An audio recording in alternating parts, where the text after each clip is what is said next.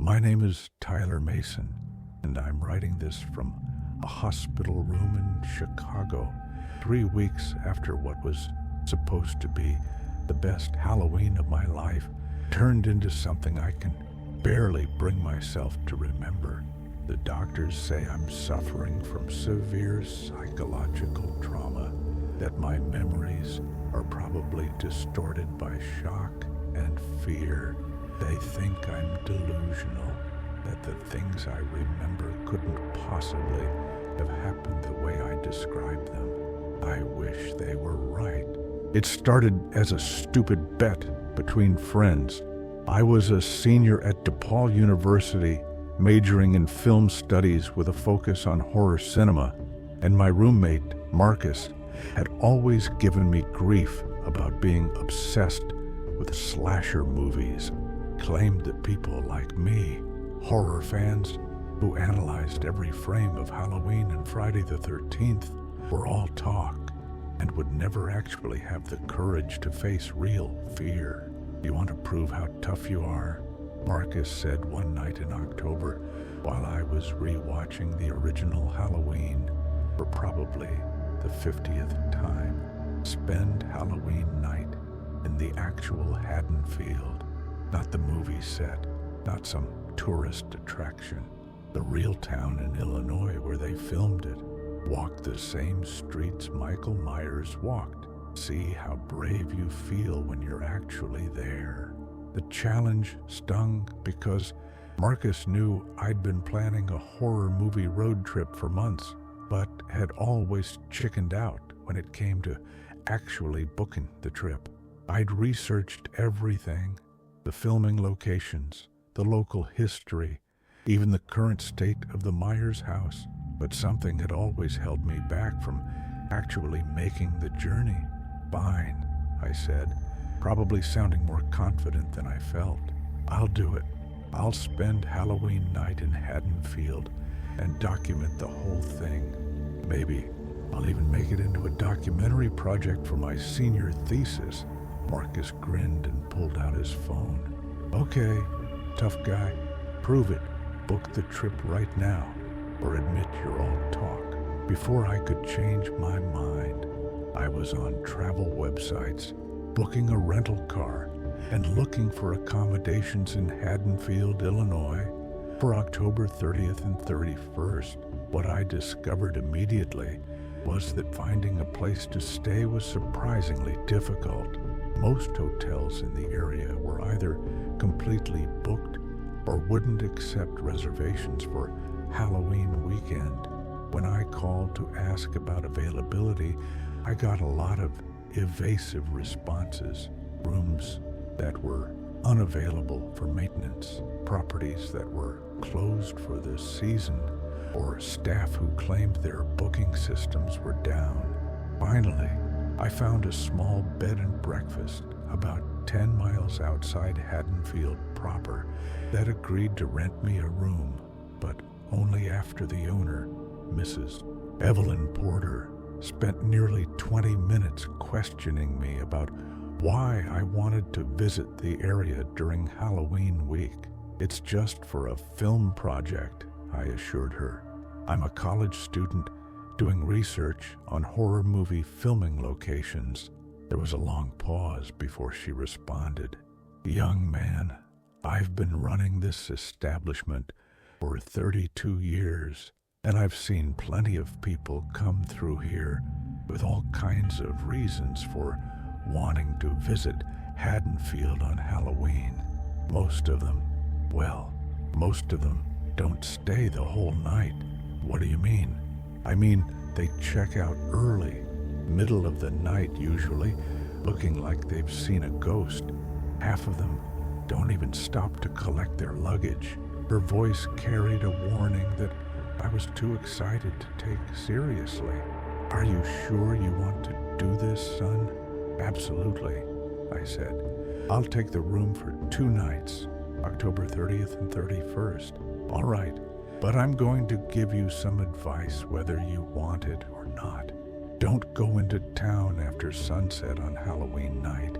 Don't go looking for the Myers house or any of the other filming locations after dark. And whatever you do, don't try to recreate any scenes from those movies. This isn't California, and it's not make-believe.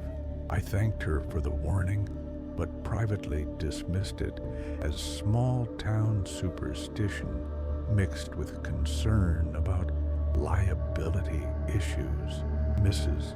Porter was probably just worried about drunk college kids getting into trouble and blaming her establishment. The drive from Chicago to Haddonfield took about 3 hours, and I arrived on the afternoon of October 30th with my camera equipment, laptop, and a detailed list of filming locations I wanted to visit. The bed and breakfast was exactly what I'd expected.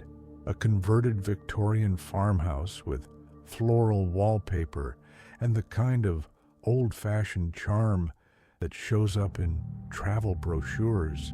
Mrs. Porter was a woman in her 70s with silver hair and sharp blue eyes that seemed to look right through me when she checked me in. She was polite but distant, and I got the impression she was already regretting her decision to rent me the room. "Dinner is served until 8 o'clock, she said, handing me an old-fashioned brass key. "After that, the kitchen is closed and the front door is locked. If you're planning to go out tonight, make sure you're back by midnight. I don't unlock that door for anyone after midnight on Halloween week." "Is that a house rule or that's a survival rule?" she said flatly. "Your room is number 7, second floor, end of the hall. Try to get some rest before tomorrow night. You're going to need it." I spent that evening reviewing my research and planning my route through Haddonfield for the next day. According to my notes, most of the original filming locations were still accessible, though some had been modified over the years. The Myers house itself had been moved to a different location and turned into a private residence, but the neighborhood where most of the movie was filmed remained largely unchanged. My plan was simple: spend October 31st visiting filming locations during the day, documenting how they looked now compared to their appearance in the 1978 film. Then, as the sun set, I would walk the same route Laurie Strode had taken in the movie, ending at the Myers house location around midnight.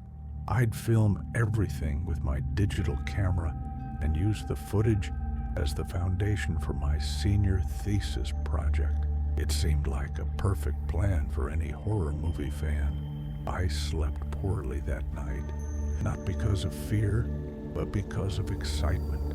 I kept reviewing my shot list and checking my equipment, making sure everything was ready for what I hoped would be the ultimate horror fan experience. October 31st dawned gray and cold, with the kind of overcast sky that seemed perfect for horror movie atmosphere. I grabbed breakfast at a diner in town, the same diner that had appeared briefly in one scene of the original film, and spent the morning visiting various locations and comparing them to screenshots I'd brought along. Most of Haddonfield looked exactly as I'd expected. The residential neighborhoods were classic Midwest suburban, with tree-lined streets and well-maintained houses that could have been lifted directly from John Carpenter's vision. Even the changes that had occurred over 40-plus years somehow fit the aesthetic. Newer cars and driveways, updated landscaping, modern security systems, but the overall feel remained unchanged. The people I encountered during my daytime exploration were polite but reserved. When I explained what I was doing, documenting filming locations for a college project, Most residents were willing to let me photograph their houses or street corners, but I noticed they all had the same advice. "Make sure you're done before it gets dark," said one elderly man, whose house had appeared in several establishing shots. "Halloween night gets complicated around here." "Complicated how?"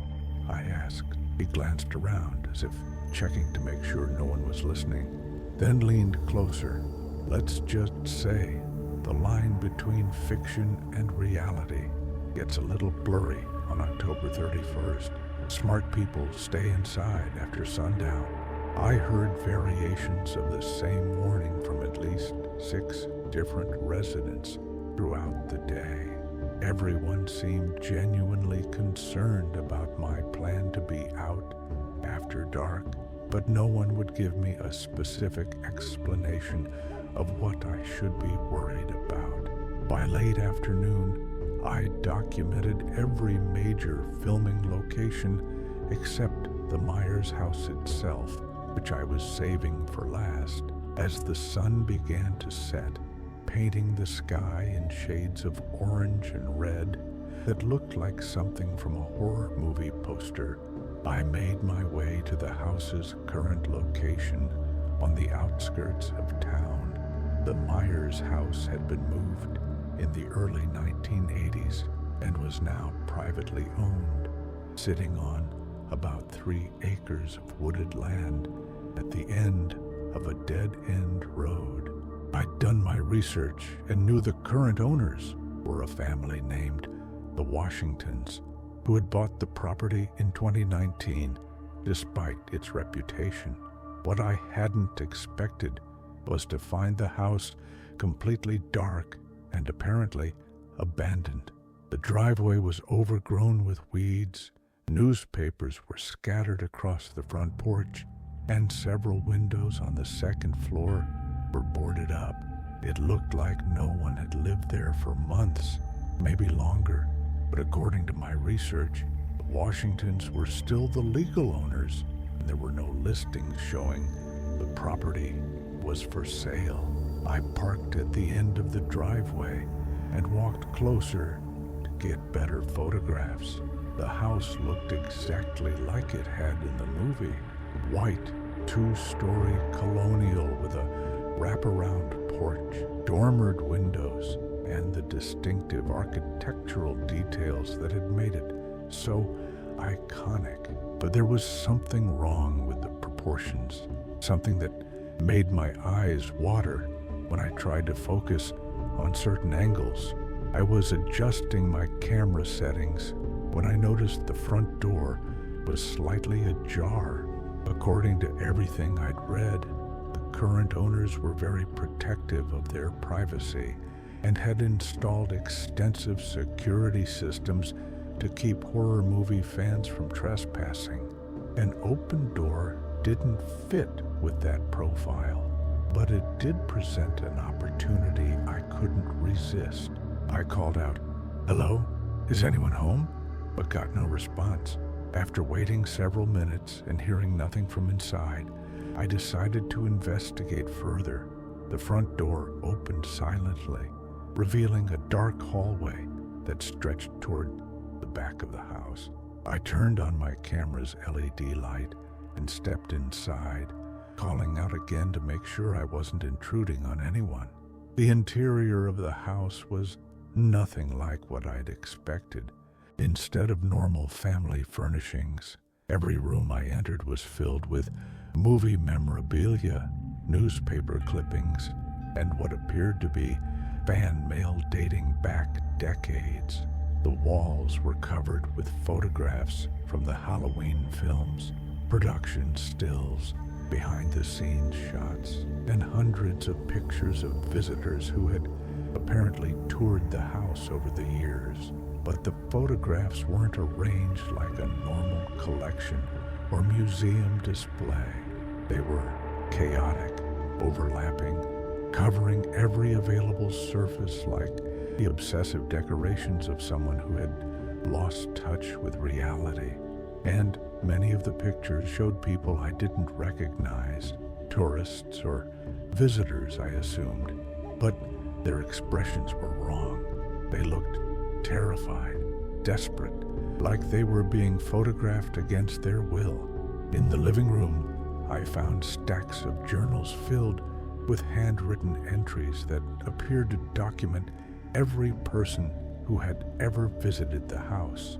Names, dates, physical descriptions, and detailed notes about their behavior and reactions. Some entries were just a few sentences long, but others went on for pages, describing conversations and interactions in disturbing detail. I was photographing one of these journals when I heard footsteps upstairs. Heavy, deliberate footsteps moving from room to room with a pace that sounded familiar from every Halloween movie I'd ever watched. But this was supposed to be an empty house, and I'd called out multiple times without getting any response. The rational part of my mind suggested it might be another visitor like myself, or perhaps a security guard checking on the property. But something about the sound, the methodical rhythm, the weight of each step made me think of Michael Myers walking through the house in search of victims. I decided it was time to leave, but when I turned toward the front door, I discovered it was now closed and locked. The door that had been standing open just minutes before was now shut tight, and the deadbolt was engaged from the inside. I tried the handle anyway, hoping I was mistaken, but the door wouldn't budge. I was trapped inside the Myers house with someone or something moving around upstairs. The footsteps stopped directly above me, and for several seconds, the house was completely silent. Then I heard a new sound, something being dragged across the floor upstairs, like furniture being moved or a heavy object being repositioned. I pulled out my phone to call for help, but there was no signal. Not just weak reception, no signal at all, as if something was actively blocking communications. The dragging sound stopped, and the footsteps resumed, but now they were moving toward the stairs. I looked around frantically for another way out and spotted a door that led to what I hoped was the kitchen. If I could find a back door, I might be able to escape before whoever was upstairs made it to the ground floor. The kitchen was a nightmare of accumulated obsession. Every surface was covered with more photographs, newspaper clippings, and handwritten notes. But these weren't about the Halloween movies. They were about real people who had disappeared in Haddonfield over the past 40 years. Missing person reports, police statements, family photos of people who had come to visit the Myers house and never returned home. And in the center of it all, taped to the refrigerator, was a Polaroid photograph of me taken earlier that day as I walked through downtown Haddonfield. Someone had been following me, documenting my movements, preparing for my visit to this house. The back door was locked as well, with multiple deadbolts and a security system that required a code I obviously didn't have. I was completely trapped, and the footsteps were now at the bottom of the stairs. I grabbed the largest knife I could find from the kitchen counter and positioned myself where I could see both the kitchen entrance and a window that might be breakable if I got desperate enough. My hands were shaking so badly I could barely hold the knife, but it was better than facing whatever was coming with no defense at all. The footsteps moved through the house with that same deliberate pace, pausing in each room as if searching for something specific. I could hear doors opening and closing, furniture being moved, the systematic exploration of someone who knew the house intimately. Then The footsteps stopped just outside the kitchen. I held my breath and gripped the knife tighter, waiting for whatever was going to happen next. Seconds stretched into what felt like hours, but nothing moved in the hallway beyond the kitchen door. Finally, I heard a voice, low, rough, and disturbingly calm. "I know you're in there, Tyler." He knew my name. Whoever this was had been planning for my arrival, probably for weeks. This wasn't a random encounter or a case of being in the wrong place at the wrong time. "I'm not going to hurt you," the voice continued. "Not if you cooperate. There are things you need to understand about this place, about why people come here and what happens to them." Against every instinct screaming at me to stay hidden, I stepped into the doorway where I could see into the hallway. Standing about 15 feet away was a man in his 60s, wearing dark clothing and work boots. He was tall and broad-shouldered, with graying hair and a weathered face that showed the lines of someone who had spent decades outdoors. He looked completely normal, like someone's grandfather or a retired construction worker. But his eyes were wrong. They had the flat, emotionless quality I'd only seen in photographs of serial killers, and they never blinked as he stared at me. "My name is Robert Washington," he said. "I own this house, and I've been expecting you." "Expecting me? You called about filming locations. You researched the property ownership records. You posted on horror movie forums about your plans to visit Haddonfield on Halloween night." He smiled, and the expression made my skin crawl. "Did you really think no one was paying attention?" I kept the knife visible, but tried to keep my voice steady. "I was just doing research for a college project. I'm not trying to cause any trouble." "Of course you're not. None of them are." Robert gestured toward the photographs covering the walls.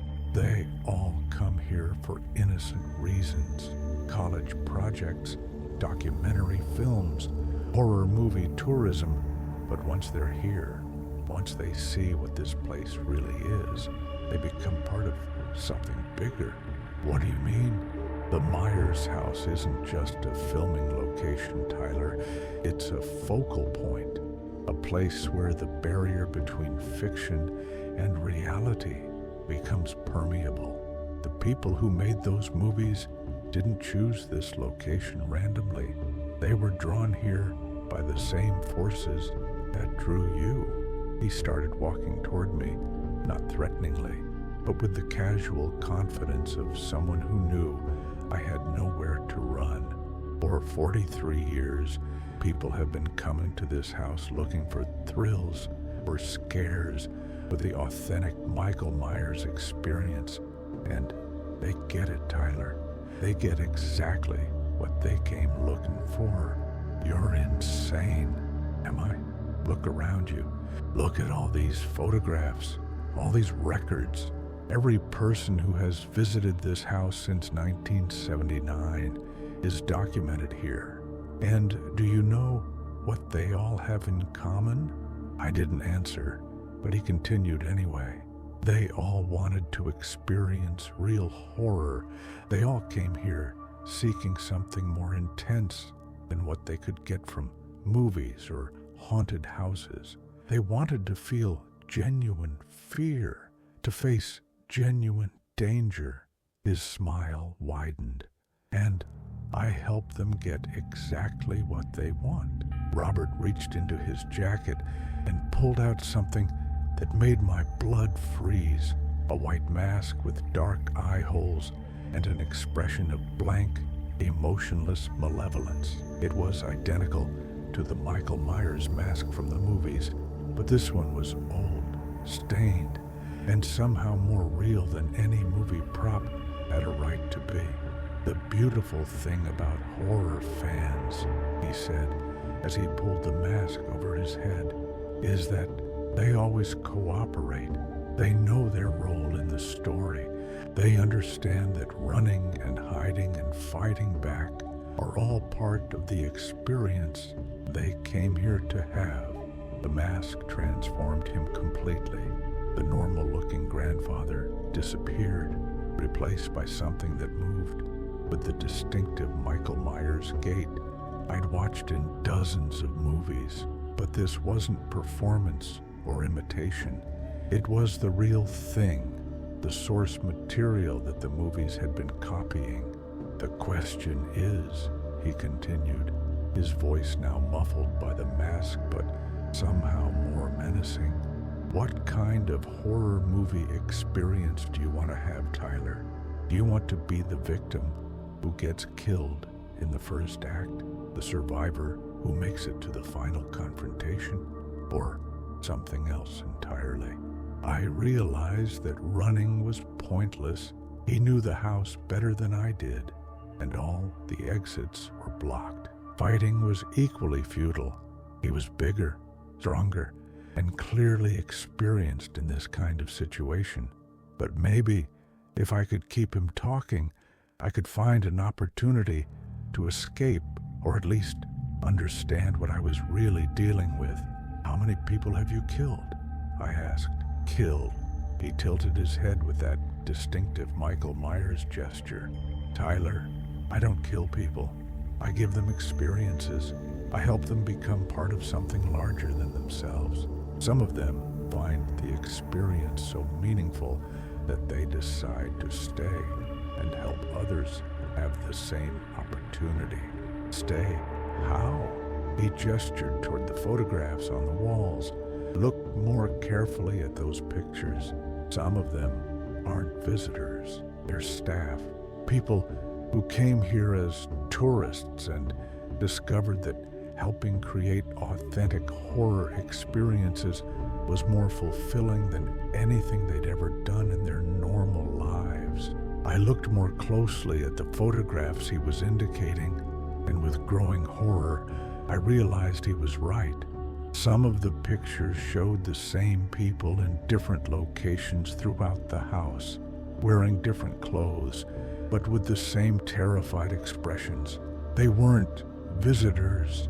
They were prisoners who had been kept here for years, forced to participate in whatever sick games Robert Washington played with new arrivals. The others, he continued, find the experience so intense that they can't handle returning to normal life afterward.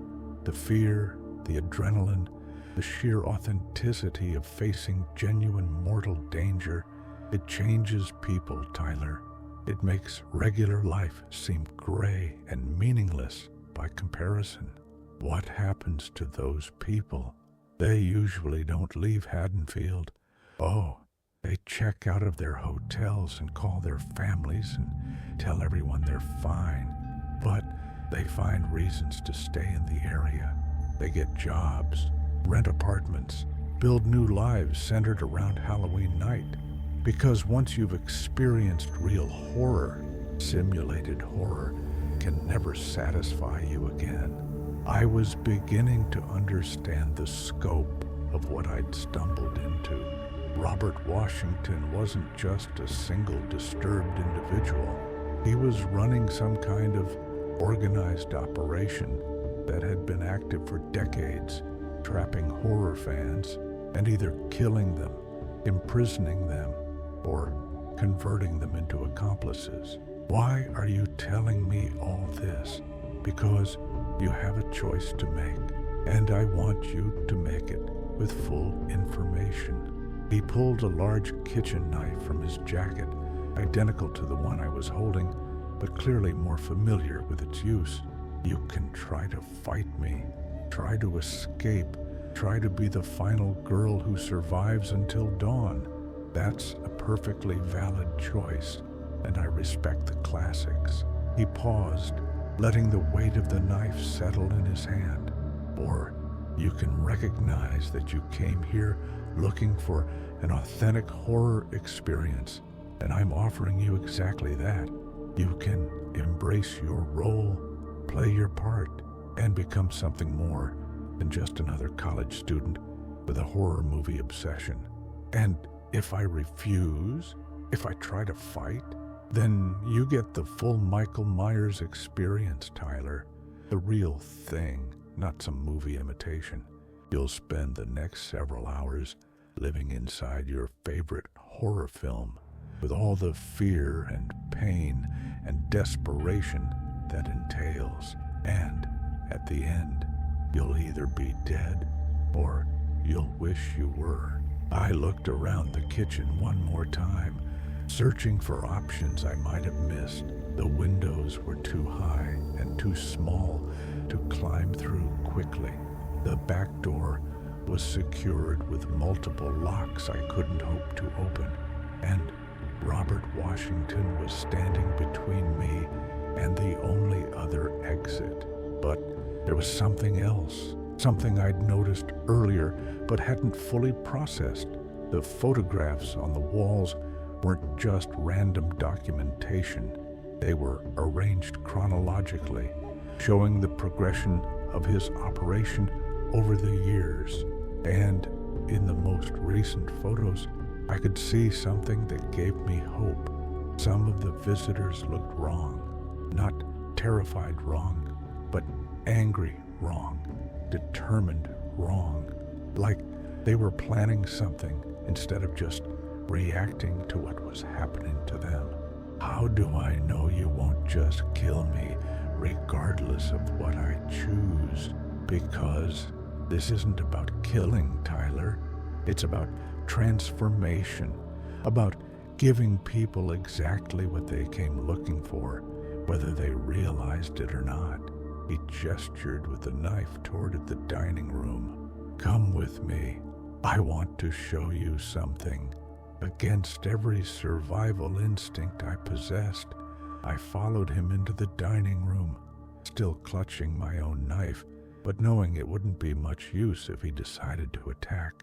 The dining room had been converted into some kind of control center. Multiple television screens showed feeds from security cameras positioned throughout Haddonfield, displaying real-time views of streets, parking lots, and public areas. A police scanner crackled with occasional reports of routine activities, and several computers showed what appeared to be social media monitoring software tracking horror movie discussions and Halloween tourism plans.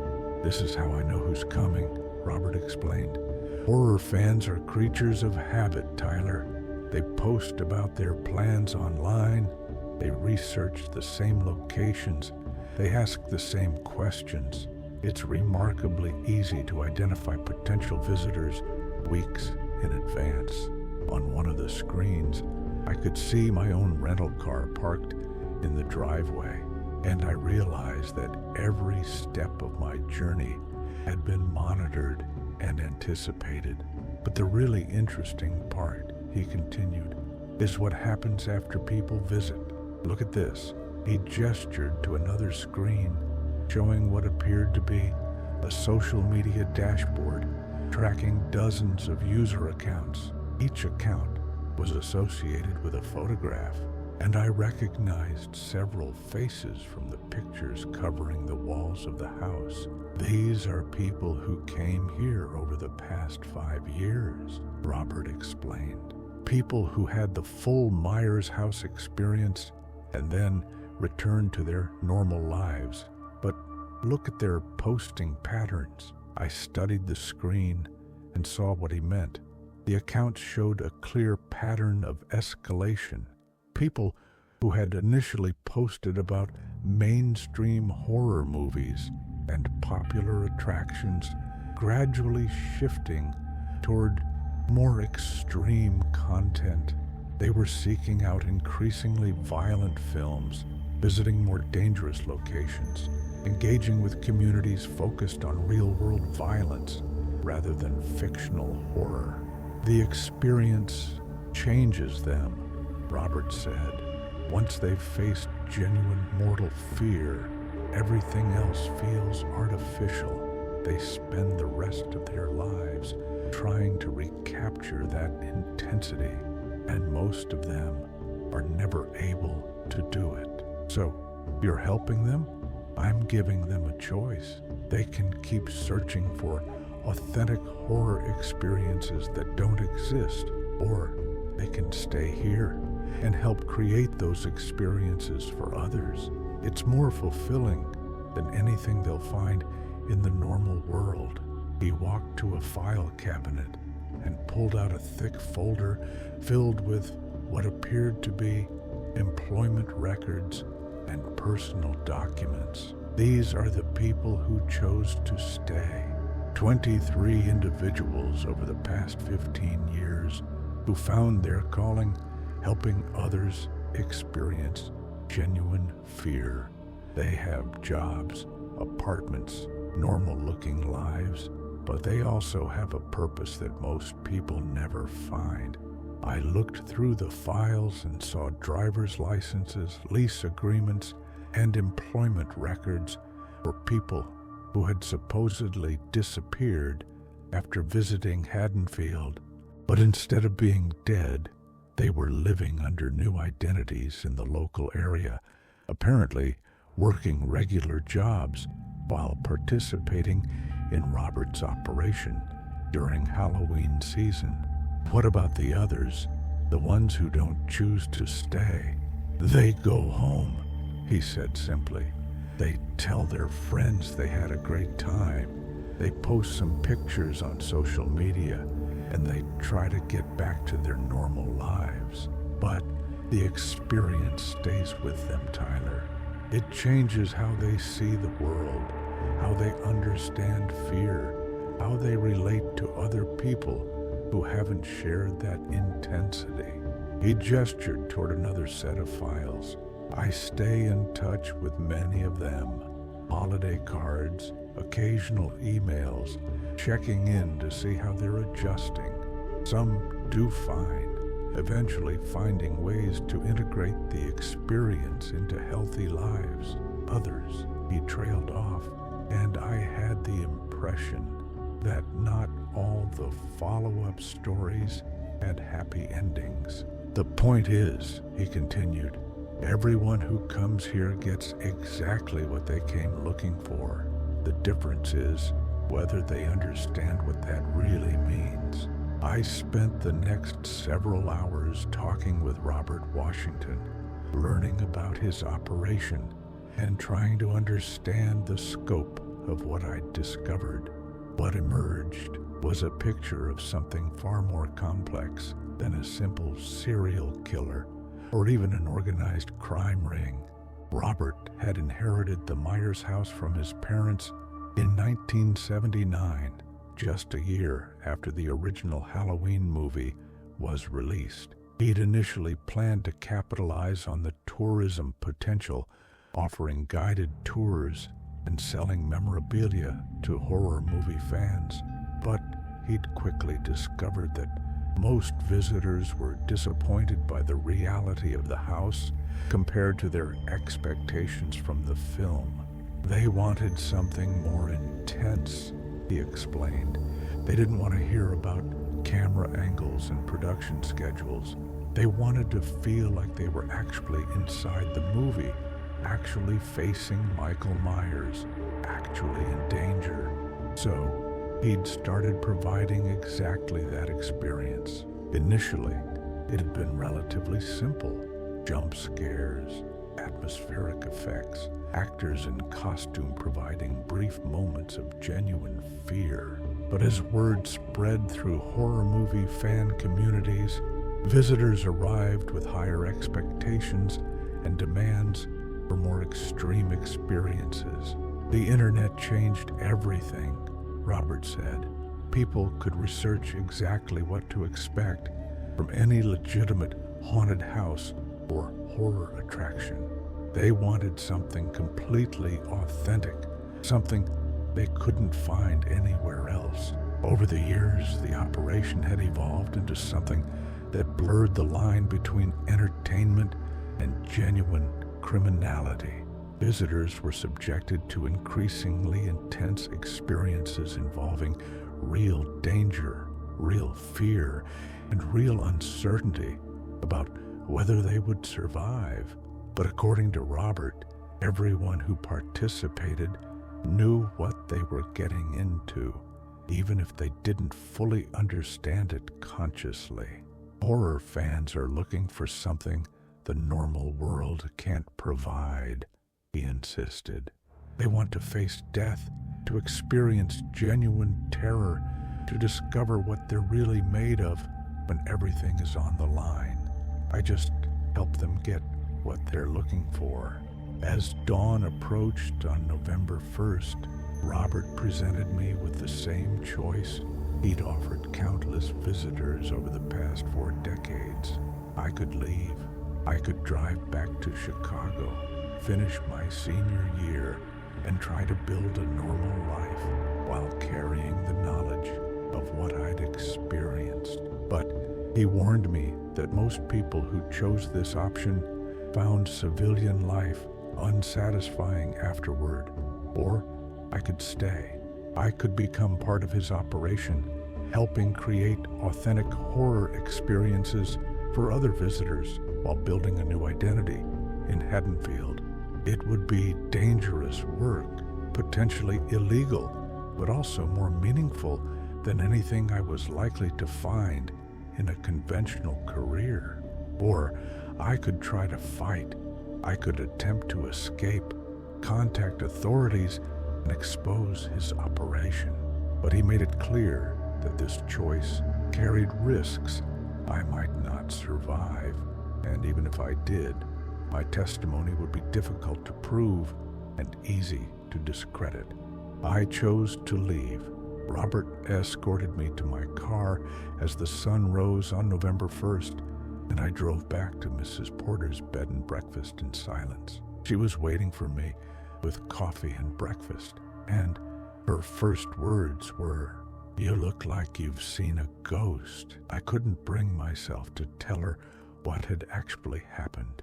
Instead, I mumbled something about the house being creepier than I'd expected and checked out immediately, driving back to Chicago without stopping except for gas. For the first few weeks after returning to school, I tried to convince myself that the whole experience had been an elaborate prank or some kind of immersive theater production. The alternative, that I'd stumbled into an organized operation that had been trapping and potentially murdering horror movie fans for decades, was too disturbing to accept. But as the weeks passed, I found myself obsessively researching missing persons reports from the Haddonfield area.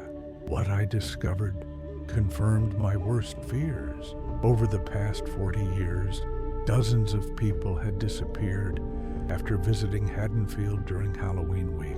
Not all at once, and not in ways that attracted significant attention, but in a pattern that was undeniable once you knew what to look for. College students who never returned to school after Halloween break.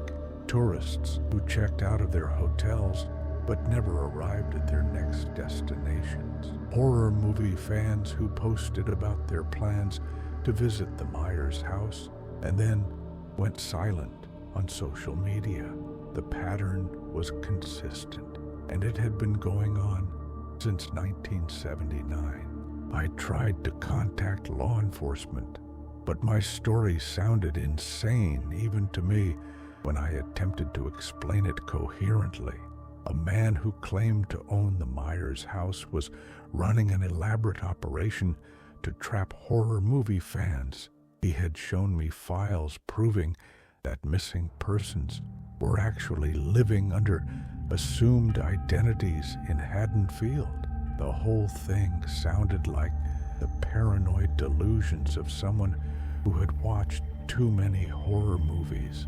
The few investigators who took my report at all treated it as a psychological issue rather than a criminal matter. I was referred to counselors and psychiatrists who assured me that realistic nightmares and false memories were common among people who visited locations associated with violent entertainment. That's when I understood the true genius of Robert Washington's operation. He had built something that was inherently unbelievable, that existed in the space between fiction and reality, where normal people wouldn't think to look. Even now, 3 weeks later, and presumably safe in this hospital room, I can't stop thinking about the choice he offered me. Was he telling the truth about giving people what they came looking for? Were the horror fans who visited his house really getting authentic experiences they couldn't find anywhere else? And if so, what did that say about me? About what I'd been looking for when I decided to spend Halloween night in Haddonfield? I've been having the same dream every night since I got back. I'm standing in that kitchen again, holding a knife and listening to footsteps upstairs. But in the dream, when Robert Washington appears wearing the Michael Myers mask, I don't try to negotiate or escape. Instead, I attack. I fight back with everything I have, and for the first time in my life, I feel completely alive. The fear, the adrenaline, the absolute certainty that I'm fighting for my survival. It's the most intense experience I've ever had, even in a dream. And when I wake up, regular life feels gray and meaningless by comparison. I think I'm starting to understand what Robert Washington was trying to tell me.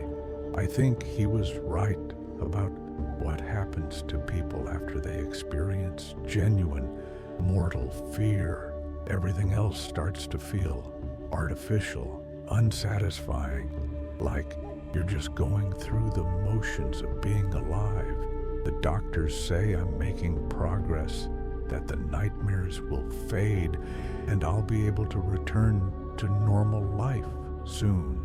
They're probably right, but I can't stop thinking about those files Robert showed me, about the people who chose to stay in Haddonfield and build new lives around creating authentic experiences for others. Would that really be worse than spending the rest of my life in a world where everything feels fake by comparison? I don't know yet, but I know that Halloween is 11 months away, and I have until then to decide whether I'm going to try to forget what happened in Haddonfield, or whether I'm going to go back and accept the choice I was too scared to make the first time. Because the truth is, I did get exactly what I came looking for that night. I wanted to experience real horror, to face genuine danger, to discover what I was really made of when everything was on the line. And now I know. The question is what I'm going to do with that knowledge. Part of me wants to warn people away from Haddonfield, to expose Robert Washington's operation and save future visitors from the choice I was forced to make. But another part of me wonders if that would really be helping them, or if it would just be denying them the opportunity to discover something about themselves that they can't find anywhere else. Maybe some doors are meant to be opened. Maybe some experiences are worth the risk, even if they change you forever. I guess I have 11 months to figure out which side of that question I'm really on. But I know one thing for certain. Nobody comes back from Haddonfield unchanged. The only question is whether you come back at all.